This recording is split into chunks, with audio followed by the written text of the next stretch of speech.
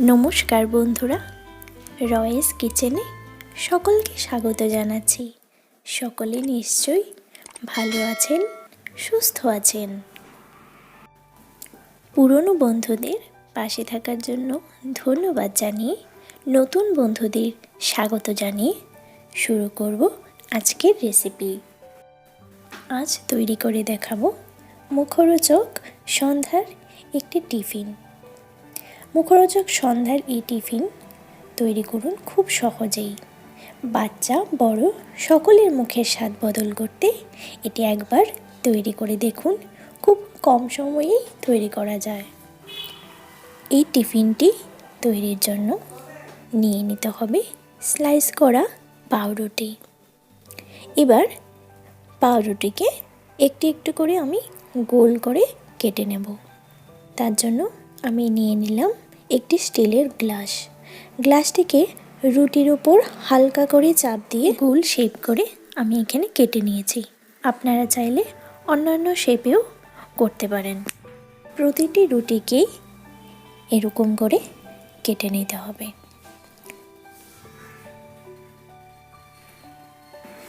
প্রতিটি পাউরুটিকে আমি এখানে গোল শেপ করে কেটে নিয়েছি।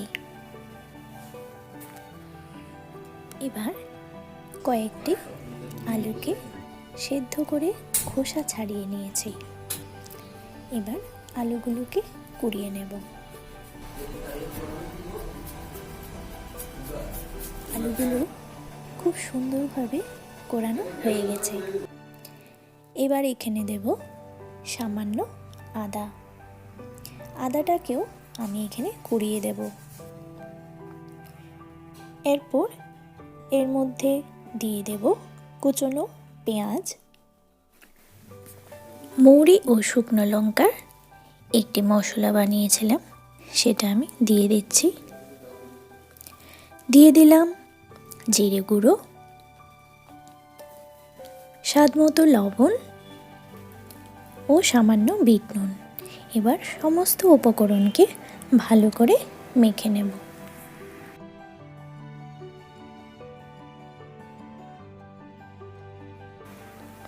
সমস্ত উপকরণের সঙ্গে আলুটা ভালোভাবে মাখানো হয়ে গেছে। এবার কড়াইতে সর্ষের তেল দিয়ে দিলাম। এবার আলুগুলো একটু হালকা করে ফ্রাই করে নেব।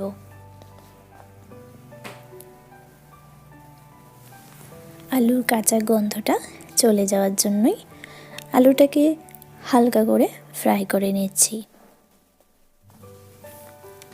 আলুটা হালকা ফ্রাই হয়ে এলে আলুটাকে নামিয়ে নেব।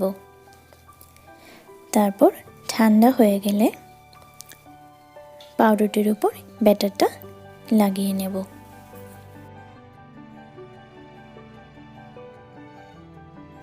এবার কেটে রাখা পাউরুটির উপর আলু মাখা লাগিয়ে নিচ্ছি। খুব সাবধানে লাগাতে হবে, নয়তো পাউরুটিটা ভেঙে যাওয়ার একটা চান্স থাকে। এবার আরেকটি রুটির স্লাইসকে ওপর দিকে দিয়ে হালকা করে লাগিয়ে নেব। বাকি পাউরুটির স্লাইসগুলোকেও একই পদ্ধতিতে লাগিয়ে নিতে হবে। এবার কড়াইতে সাদা তেল দিয়ে খুব সাবধানে ভেজে নিতে হবে। দুপাশ ব্রাউন কালার হয়ে এলে নামিয়ে নিতে হবে। খুব সাবধানে তেলের মধ্যে ছাড়তে হবে, নয়তো পাউরুটিটা খুলে যাওয়ার একটা চান্স থাকবে।